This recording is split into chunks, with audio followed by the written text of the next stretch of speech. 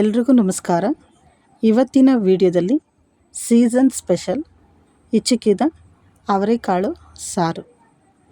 ಅವರೆಕಾಳು ಸೀಸನ್ ಬಂದಾಗ ಈ ಸಾರು ಮಾಡದೇ ಇದ್ದರೆ ಹೇಗೆ ಅಲ್ವಾ?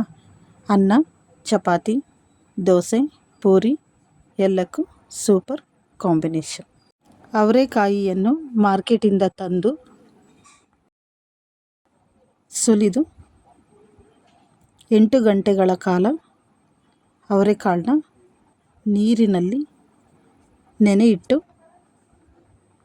ನಂತರ ಅವರೆಕಾಳನ್ನ ಹಿಚುಕಿ ಈ ರೀತಿ ಹಿಚುಕಿದ ಅವರೆಕಾಳನ್ನ ಒಂದು ಬೌಲ್ ತಗೊಂಡಿದ್ದೀನಿ.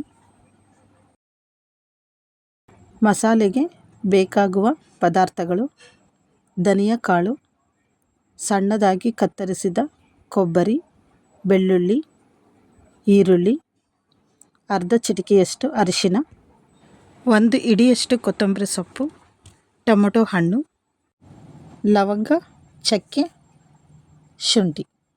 ಇದನ್ನೆಲ್ಲ ರುಬ್ಕೊಂಬರೋಣ. ಮಿಕ್ಸಿಗೆ ಕೊಬ್ಬರಿ ಹಾಕ್ಕೊಳ್ಳೋಣ.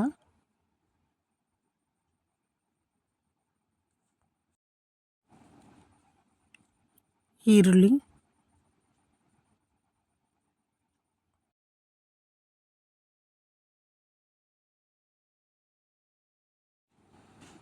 ಒಂದು ಹಿಡಿಯಷ್ಟು ಕೊತ್ತಂಬರಿ ಸೊಪ್ಪು,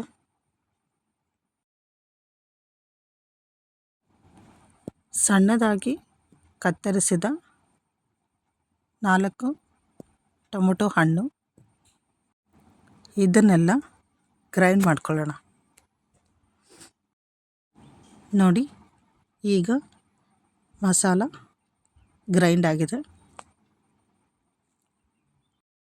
ಮೊದಲು ಗ್ಯಾಸ್ ಆನ್ ಮಾಡಿ ಒಂದು ಪಾತ್ರೆಯನ್ನಿಟ್ಟು ಆಯಿಲ್ನ ಹಾಕ್ಕೊಳ್ಳೋಣ.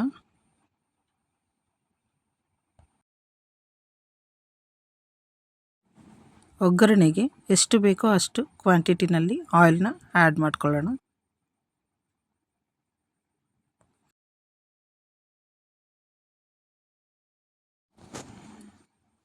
ಆಯಿಲ್ ಚೆನ್ನಾಗಿ ಬಿಸಿಯಾದ ಮೇಲೆ ಅರ್ಧ ಚಿಟಿಕೆಯಷ್ಟು ಸಾಸಿವೆ,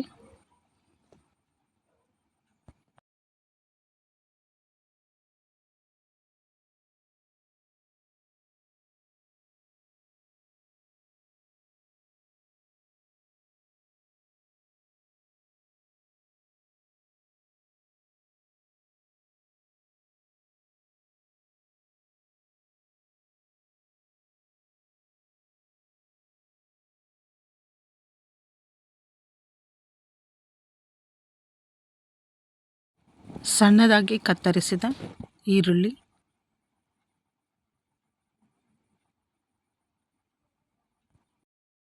ಫ್ರೈ ಮಾಡ್ಕೊಳ್ಳೋಣ.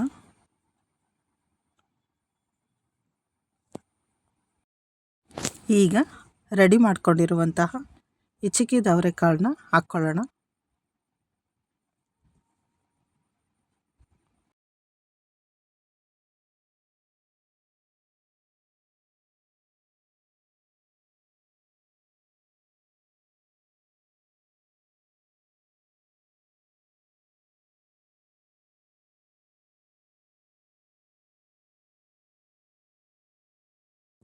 ಅವರೆಕಾಳನ್ನ ಆಯಿಲ್ನಲ್ಲಿ ಚೆನ್ನಾಗಿ ಫ್ರೈ ಮಾಡ್ಕೊಳ್ಳೋಣ.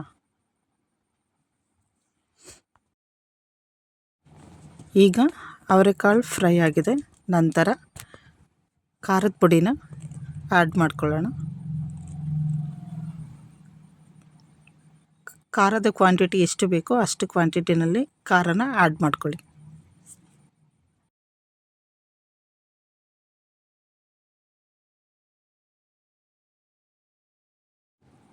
ಹಾಗೆ ರುಚಿಗೆ ತಕ್ಕಷ್ಟು ಉಪ್ಪು.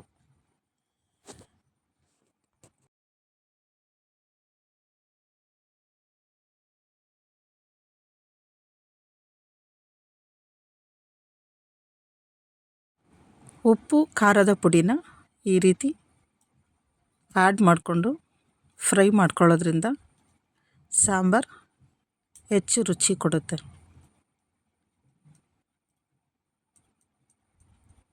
ಚೆನ್ನಾಗಿ ಈ ರೀತಿ ಆಯಿಲ್ನಲ್ಲಿ ಫ್ರೈ ಮಾಡ್ಕೊಳ್ಬೇಕು.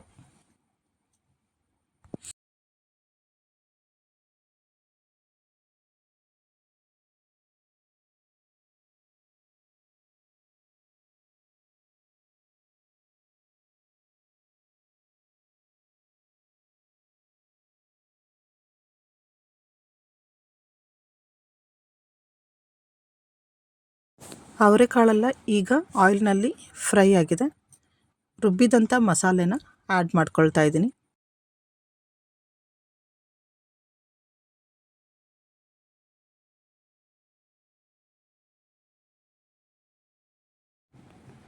ಎಲ್ಲ ಮಸಾಲಾನ ಈ ರೀತಿ ಮಿಕ್ಸ್ ಮಾಡ್ಕೊಳ್ಳೋಣ.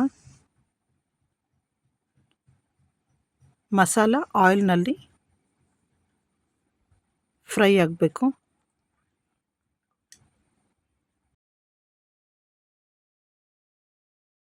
ಮಸಾಲಾನ ಈ ರೀತಿ ಆಯಿಲ್ನಲ್ಲಿ ಫ್ರೈ ಮಾಡ್ಕೊಳ್ಳೋದ್ರಿಂದ ಸಾಂಬಾರು ಟೇಸ್ಟ್ ಬರುತ್ತೆ. ಸಾಂಬಾರು ಎಷ್ಟು ಕ್ವಾಂಟಿಟಿನಲ್ಲಿ ಬೇಕೋ ಅಷ್ಟು ಕ್ವಾಂಟಿಟಿನಲ್ಲಿ ವಾಟರ್ನ ಆ್ಯಡ್ ಮಾಡ್ಕೊಳ್ಳೋಣ.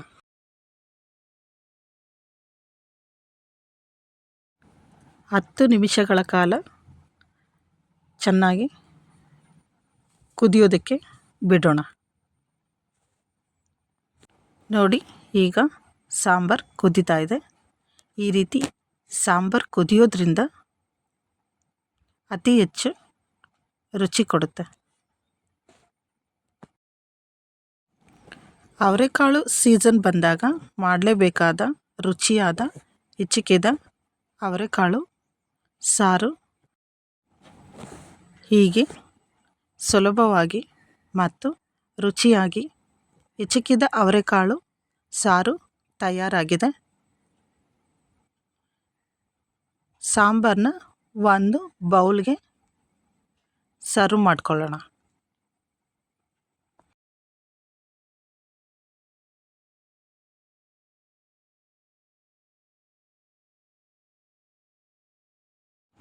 ಈ ರೀತಿ ಸರಳ ವಿಧಾನದಲ್ಲಿ ಮಾಡುವ ಈ ಸಾರು ಅನ್ನ, ಚಪಾತಿ, ಪೂರಿ ಮತ್ತು ದೋಸೆ ಜೊತೆ ತುಂಬ ರುಚಿಯಾಗಿ ತಿನ್ಬೋದು.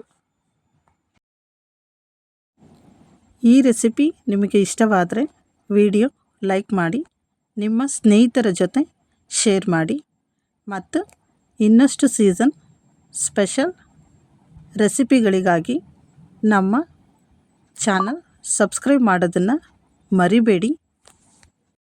ಮತ್ತೊಂದು ರುಚಿಯಾದ ರೆಸಿಪಿ ಜೊತೆ ಮತ್ತೆ ಭೇಟಿಯಾಗೋಣ.